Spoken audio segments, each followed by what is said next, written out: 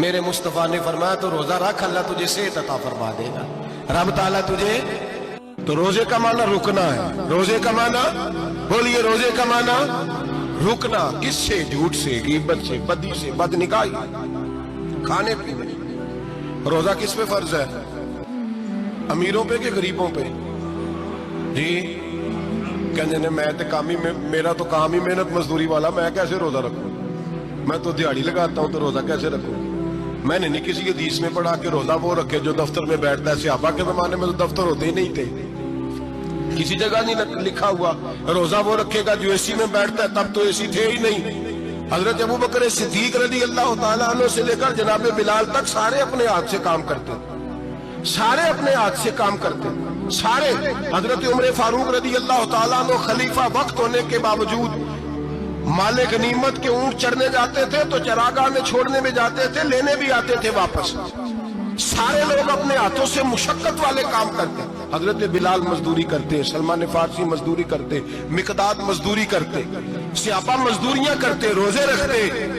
और रमजान के जाने का वक्त होता तो दर रसूल पे खड़े होकर अर्ज करते, महबूबा दिल नहीं भरा, दिल करता है कभी रब सारा साल ही रोजे रखा करे, सारा साल रमजान दे तो हम सारा साल रोजे रखने को तैयार है। जज्बा था, ताकत थी, हिम्मत थी। आज नौजवान लड़का है, कहता है मुझसे भूख बर्दाश्त नहीं होती। मेरे भाई, रब बीमारी ला देना, अल्लाह से दुआ मांगे, अल्लाह शिफाए अता फरमाए, और दुआ करें अल्लाह आजमाए से महफूज फरमाए। आप यकीन करें, मैंने लोगों को देखा है, हलक से कतरा नहीं उतरता, खुराक की नाली लगी हुई है, आला ग़िज़ाएं पकी हुई पड़ी है। अर्श का मालिक कहता है मैं तेरे हलक से गुजरने नहीं दूंगा, कानून बन गया। मैंने देखा है ड्रिप पे लोग जिंदा है, बोतल लगी हुई है ग्लूकोज की, गुजारा चल रहा, आला ग़िज़ाएं पड़ी हैं, लाखों रुपया तिजोरी में पड़ा है। मालिक कहता है तू नहीं खा सकता, तो वो खाने नहीं देता, नहीं खाने देता। वो कहता चल तू मेरी मर्जी पे चलना, एक महीना मेरे कहने पे ना खा, एक महीना मेरे कहने पे ना खा, तो या अल्लाह तू क्या करेगा? फरमाया सौमु तसव्वु, मेरे नबी पाक ने फरमाया तुम रोजे रखो, अल्लाह तुम्हें सेहत अता फरमा देगा, अल्लाह तंदुरुस्तियां दे देगा, शिफाएं दे देगा। तुम रोजे रखो, अल्लाह तुम्हें, सुभान अल्लाह, अल्लाह तुम्हें, अल्लाह ताकत देता है, हिम्मत देता है, अल्लाह हिम्मत देता है। मैंने देखा है, मैंने बुजुर्गों को देखा है, ज़ईफ लोगों को देखा है, कमजोर लोगों को देखा है, मैंने देखा है रोजे रखते हुए, मजदूरों को देखा है रोजे रखते हुए। मैं अपने अब्बा जी को कहता, अब्बा जी इतनी सख्त गर्मी और मजदूरी आप करते और मजदूरी के आलम में रोजा रखते, तो कहते पुत्र रोजा की आंदा है, रोजा कदों को जाता है?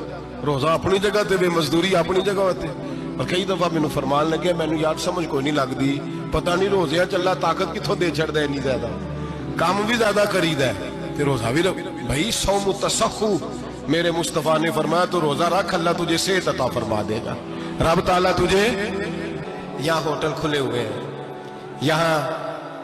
यहाँ अजीब हालात है, होटल खुले हुए हैं, लोग बहाने ढूंढते फिरते हैं, कहते हैं कट लग गया था, जरा थोड़ा सा खून निकला है, सनी प्लास लगाई है तो रोजा नहीं रखा, ये जरा मुझे थोड़ी दिक्कत हो गया तो मैंने रोजा नहीं रखा, खांसी लग गई है तो रोजा नहीं रखा। ओ खुदा के बंदे, रोजा तो नेमत है।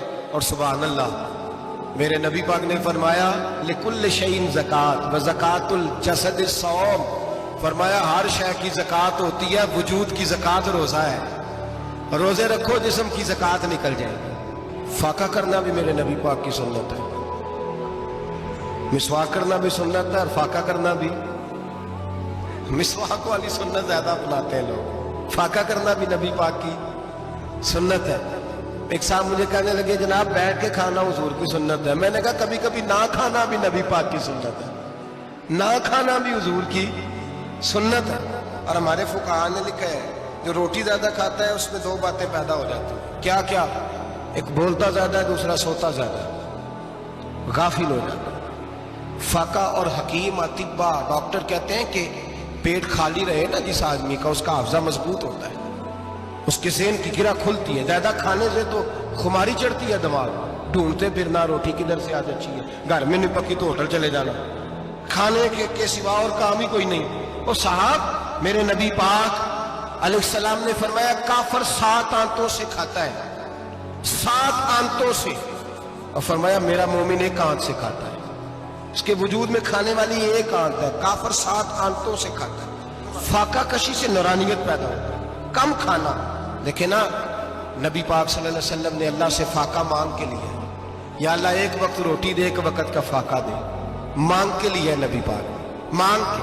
حضرت ابو ہریرہ رضی اللہ تعالیٰ عنہ فرماتے ہیں بھوک زیادہ لگتی تھی نا جب مجھے، تو میں حضرت عمر سے، ابو بکر سے، عثمان، مولا علی سے کوئی مسئلہ پوچھ لیتا تھا، اور جب میں مسئلہ پوچھتا تھا تو وہ مجھے روٹی کھلا دیتے تھے۔ جب میں ان سے مسئلہ پوچھتا تو وہ مجھے، حضرت ابو ہریرہ فرماتے ہیں مجھے بھوک لگی، میں حضرت عمر کے پاس گیا، ان سے مسئلہ پوچھا۔ ان کا رواج تھا جب میں مسئلہ پوچھتا تو پہلے روٹی کھلاتے۔ ہمارے بزرگ یہ فرماتے ہیں کہ کھانے کھلا کے دین پڑھاؤ، صرف تمہارا کتب خانہ نہیں کھلا ہونا چاہیے، تمہارا دسترخوان بھی کھلا ہونا چاہیے۔ کسی نے نبی پاک صلی اللہ علیہ وسلم سے پوچھا تھا بہترین مسلمان کون ہے؟ حضور نے فرمایا جو سلام لینے میں پہل کرے اور روٹی زیادہ کھلائے، جو روٹی ہر وقت فکر کرے آ یار تو روٹی کھا لے، روٹی کھانے کی طرف توجہ دلائے۔ کھلانا سنت ہے، زیادہ کھانا اس میں بھی فرق رکھے۔ تو نبی پاک صلی اللہ علیہ وسلم کے صحابی حضرت ابو ہریرہ رضی اللہ تعالیٰ عنہ فرماتے ہیں میں نے حضرت عمر سے مسئلہ پوچھا، میں نے کہا حضور مسئلہ بتائیں، تو کہتے پہلے ان کی عادت تھی جب میں مسئلہ پوچھتا تو روٹی بھی کھلاتے، آج انہوں نے مسئلہ ہی بتایا ہے، روٹی کوئی نہیں کھلائی۔ تو مجھے کہنے لگے ابو ہریرہ تو سوچتا ہوگا روٹی نہیں اس نے پوچھی، تو نے کب سے کھانا نہیں کھایا؟ میں نے کہا صبح سے۔ تو جناب عمر کہنے لگے میں نے کل صبح سے نہیں کھایا، چل ابو بکر صدیق کے گھر مسئلہ پوچھتے۔ کہتے جناب صدیق اکبر کے دروازے پہ گئے، جا کر کے ان سے مسئلہ پوچھا۔ ان کی بھی عادت تھی جب کوئی مسئلہ پوچھنے جاتے تو دسترخوان بچھا لیتے، کہتے آؤ روٹی بھی کھلاتا ہوں مسئلے بھی بتاتا ہوں۔ کہتے ہیں گئے تو انہوں نے بھی مسئلہ بتایا، روٹی کوئی نہ پوچھی۔ تو کہنے لگے عمر ابو ہریرہ تم لوگوں نے کل پرسوں سے نہیں نہ کھایا ہوگا، اور ابو بکر کو 4 دن گزر گئے ہیں، تھوڑا سا دودھ ملا ہے یا کھجور ملی ہے، روٹی کوئی نہیں ملی، چلو در رسول پہ چلتے، آؤ حضور کی بارگاہ۔ کہتے ہیں نبی پاک کی بارگاہ میں آئے، حضور نے چہرے دیکھے، کریم سے مسئلہ نہیں پوچھنا پڑا۔ میرے مصطفیٰ کریم نے فرمایا بھوک لگی ہوئی ہے تم تینوں کو؟ 3-4 دن ہو گئے؟ اللہ کے رسول نے فرمایا مجھے پورا ہفتہ ہو گیا ہے۔ کہتے ہیں حضرت ابو الحسن انصاری کے گھر گئے، نبی پاک نے فرمایا بھوک بڑی لگی ہے کھانا لا۔ کہتے ہیں حضور نے اسے کہا تو اس آدمی کو تو وجد ہی ہو گیا، اس نے کہا میرے اتنے نصیب کہ حضور کا یہ کھانا کھلا۔ آؤ دیکھو دنیا والوں، آج جو سب سے زیادہ عزت والا ہے وہ میرا مہمان بنا ہوا ہے۔ فرماتے ہیں وہ دوڑے گئے، بکری اٹھائی، ذبح کی، بیوی کو کہنے لگے روٹی تیار کر، ادھر کھجوریں توڑی، انگور توڑے، کہنے لگے حضور آپ جب تک تناول کریں تب تک کھانا پک جاتا ہے۔ حضرت عمر کہتے ہیں روٹی پک کے آئی، بڑا پیارا گوشت، بڑا اچھا سالن، بڑا خوبصورت خلوص والا کھانا۔ فرماتے ہیں میں نے بڑا ہی کھایا۔ نبی پاک نے نہ ایک روٹی لی اور چھوٹی چپاتی، تھوڑا تھوڑا سالن کونوں سے، اور جب نبی پاک نے کھا لیا تو حضور کی آنکھوں میں آنسو آئے۔ حضرت عمر کہنے لگے حضور روئے کیوں؟ نبی پاک نے فرمایا سوچتا ہوں 7 دن کے فاقے کے بعد کھایا ہے، پر ڈرتا ہوں رب اس کا حساب پوچھے گا تو جواب کیسے دینا ہے، اس کا حساب بھی تو دینا ہے نا جو کھایا ہے۔ تو حضرت عمر فاروق کے ہاتھ میں کچھ چیز تھی، زور سے زمین پہ ماری، کا محبوبہ 7 دن کے بعد بھی روٹی کھائے تو حساب دینا ہے۔ نبی پاک فرمانے لگے عمر وہ مالک ہے نا، تو جب دیتا ہے تو حساب نہیں لے سکتا، حساب تو دینا ہے، حساب تو دینا ہے، تیاری رکھو۔ صحابہ کرام فرماتے ہم نے ارادہ کیا کہ آج کے بعد ہم پھر فاقے کریں گے، کم کھائیں، اس لیے کہ حساب دینا ہے۔ میرے بھائی وہ فاقہ کشی کرتے تھے، ڈرتے تھے۔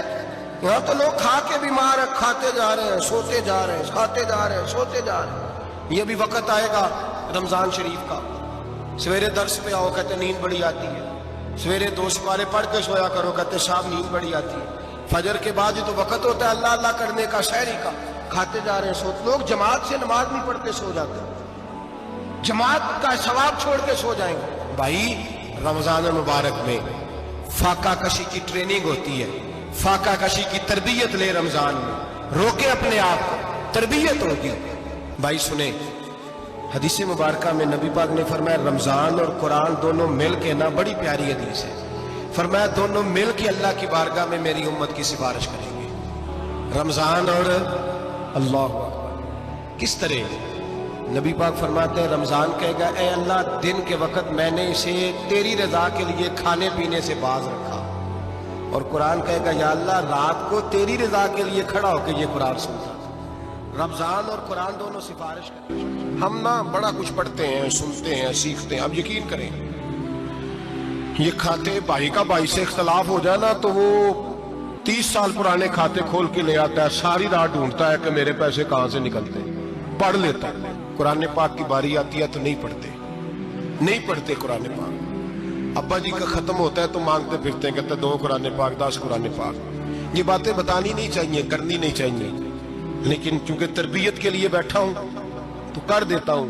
میرے شاگردوں سے پوچھیں، یہاں مدرسہ ہے الحمدللہ، درجنوں طلباء ہیں، اساتذہ ہیں، میرے پیر بھائی ہیں، اور میرا یہ دعویٰ ہے کہ شاید کوئی کسی سے اتنا پیار کرتا ہو جتنے میرے شاگرد اور مرید مجھ سے کرتے ہیں، لیکن میں نے کبھی کسی سے نہیں کہا کہ ذرا سورت فاتحہ پڑھ کے دینا، میں نے اپنے ابا جی کو ثواب دینا ہے۔ پوچھ لیں کسی سے نہیں کبھی کہا، کبھی نہیں میں نے کہا کہ ذرا مجھے تھوڑا سا قرآن پڑھ دیں۔ میں اس کو ناجائز نہیں کہتا، پڑھوانا چاہیے، لیکن میں اپنے والدین کے لیے کبھی سوال نہیں کرتا کہ مجھے ذرا پڑھ کے دو، میں نے بخشنا ہے، اس لیے کہ میں نے ذاتی طور پہ روٹین بنائی ہے۔ میں سمجھتا ہوں کہ کائنات کے اندر میرے اوپر جن لوگوں نے احسان کیے ان میں سب سے زیادہ حصہ میرے ماں باپ کا ہے۔ میں سمجھتا ہوں اس بات، کتنا نالائق ہوں میں کہ میں 1 مہینے میں ایک قرآن پاک بھی پڑھ کے ان کی روح کو احسان نہیں کر سکتا۔ میرا یہ طریقہ ہے ذاتی، میں قدغن نہیں لگاتا، میرا ذاتی طریقہ یہ، الحمد سے شروع کرو اور 2 سورتیں چھوڑ کے قرآن پاک ختم کر دو آخری، اور پھر فلق اور ناس صورتیں ساتھ لے جاؤ۔ یہاں بیٹھ کے سال ثواب نہیں کرنا، ختم نہیں دلانا، ساتھ لے جاؤ، قبر پہ کھڑے ہو جاؤ اور فلق اور ناس صورتیں قبر پہ بیٹھ کے تلاوت کرو، اور جو قرآن مجید پڑھا ہے ان کی روح کو وہاں احسال کرو۔ او بھائی، اولاد جب ماں باپ کے لیے پڑھتی ہے تو اسے کہنا نہیں پڑتا اللہ بخش دے، اس لیے کہ اولاد کی نیکیاں خود بخود ماں باپ کے کھاتے میں جمع ہوتی ہیں، خود نیکیاں جمع ہوتی ہیں۔